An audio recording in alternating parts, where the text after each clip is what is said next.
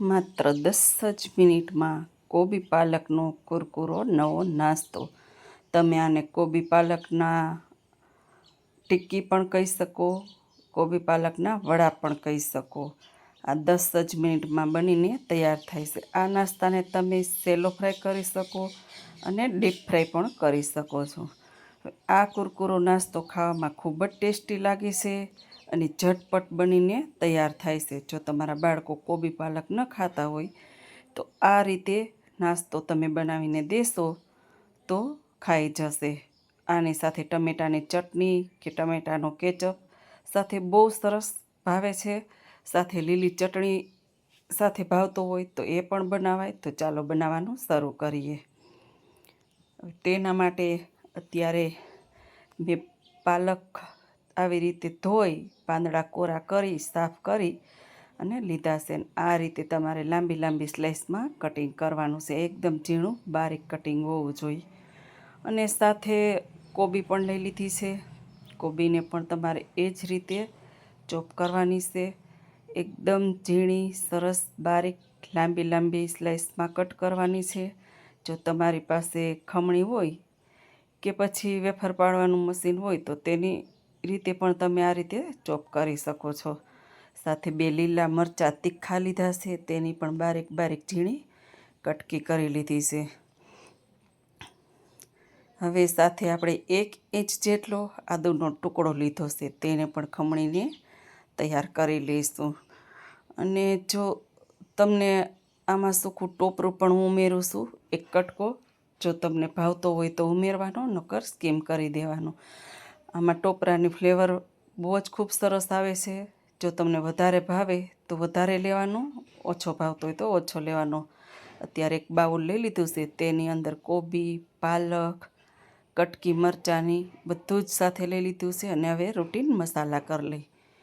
તો કાશ્મીરી લાલ મરચું પાવડર અને તીખું મરચું એ 2 મિક્સ કરીને તમારી રીતે તીખું ઓછું ઓછું ખાતા હોય એમ લેવાનું. હવે 5 ચમચી જેટલી હળદર, 1 પીંચ જેટલી હિંગ અને સાથે હું લઈશ ચાટ મસાલો અને સ્વાદ મુજબ મીઠું ઉમેરશું. થોડો આમચૂર પાવડર ઉમેરશું અને સાથે 4 થી 5 ચમચી જેટલા સફેદ તલ ઉમેરીશું. સફેદ તલથી દેખાવમાં પણ સરસ આવે છે અને ખાવામાં પણ લાજવાબ લાગે છે. હવે તેની અંદર અત્યારે હું ચોખાનો લોટ ઉમેરી રહી છું અને સાથે સાથે બેસનનો લોટ ઉમેરી લઈશ. અત્યારે ચોખાનો લોટ મેં વધારે લીધો છે અને બેસનનો લોટ ઓછો લીધો છે. હવે હાથેથી આ રીતે આપણે મસળી અને મિક્સ કરવાનું છે. જો આમાં વધારે ઓછું હોય આનું પાણી પણ છોડે છે. અને લીલા ધાણા પણ સાથે ઉમેરી દઈશું આપણે. હવે આમાં પાછી જરૂર છે તો થોડોક ચોખાનો લોટ ઉમેરીશ. બાઇટિંગ સરખું નથી આવતું એટલા માટે. હવે આને જો તમે તરત જ બનાવતા હોય તો થોડું એવું 1 થી 2 ટીસ્પૂન જેટલું પાણી લેવાનું છે. જો પછી બનાવતા હોય તો કાંઈ વાંધો નથી કે કોબી પાલક પાણી છોડશે એટલે તમારું બાઇટિંગ એક સરખું આવી જશે. હવે આ રીતે આપણે હાથમાં એક લુઓ લઈ અને 2 હથેળીની વચારે થપથપાવી અને આ રીતની સરસ મજાની ગોળ ટિક્કી વારવાની છે. જો તમે આના ગોળ વડા પણ વાળી શકો છો.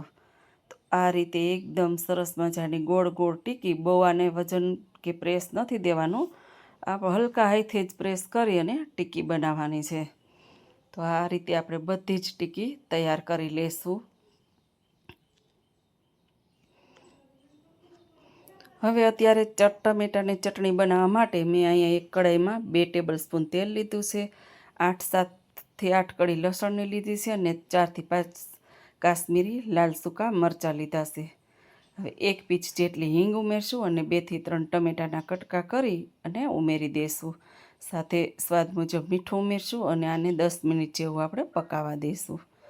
ટમેટાં જ્યાં સુધી સોફ્ટ ન થાય ત્યાં સુધી તમારે પકાવવાના છે. હવે આને થોડું એવું ઢાંકી ને કૂક થવા દઈશું. 5 મિનિટ ઢાંકી દેવાનું એટલે એકદમ સરસ સોફ્ટ થઈ જશે. હવે થોડા ઓછા છે તો પાછું ઢાંકણ ઢાંકી અને પાછું 5 મિનિટ જેવું રહેવા દઈશ. સાથે 1 પીંચ જેટલી આંબલી અને 1 ટુકડો ગોળ ઉમેરીશું. મીઠું ખાટું તમે જેટલું ખાતા હોય એ પ્રમાણે બેલેન્સ કરી અને ઉમેરવાનું છે. હવે આપણે ટમેટાં કૂક થઈ ગયા છે તો મિક્સર જાર લઈ લઈ તેની અંદર ઉમેરી અને સારું એવું વાટી લેશું.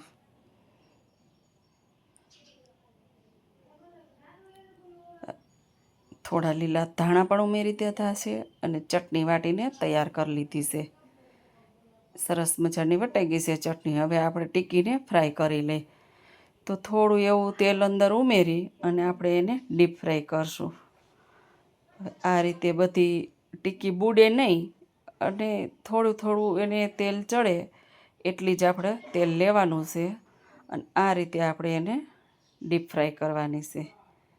જેટલી સમાય આમ જુદી જુદી રહે એ રીતે તમારે ગોઠવવાની છે. અડી ન જાય ટીકી તેનું ખાસ ધ્યાન રાખવાનું. હવે એને 5 મિનિટ જેવી શેકાવા દેશું. પછી પલટાવી એક કરી અને આ રીતે આપણે પલટાવી દઈશું. એટલે અલટ પલટ કરી બંને બાજુ આપણે શેકવાની છે.